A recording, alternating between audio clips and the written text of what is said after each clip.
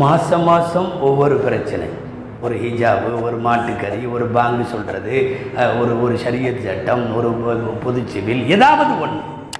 அதாவது ஆள்றதுக்கு வக்கில்ல, ஆள்றதுக்கும் தெரியலை.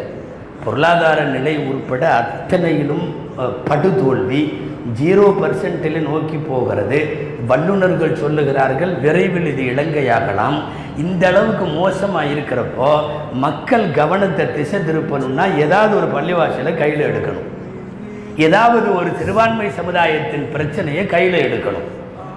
நாட்டை முன்னேற்றப்படுத்துவதற்கு எந்த துப்பும் திறமையும் திராணியும் இல்லாதவர்கள் சிறுபான்மை சமுதாயத்தின் மீது உள்ள வெறுப்பு அரசியலை மட்டுமே வைத்துக்கொண்டு இவர்கள் வேலை செய்கிறார்கள். ஆட்சியை விட்டு இறங்குற வரையும் ஏதாவது ஒரு பள்ளிவாசலுடைய வழக்கு நீதிமன்றத்தில் இருக்கும். இப்போ ரெண்டும் இருக்கு, காசியும் இருக்கு, மதுராவும் இருக்கு, ரெண்டும் நீதிமன்றத்தில்.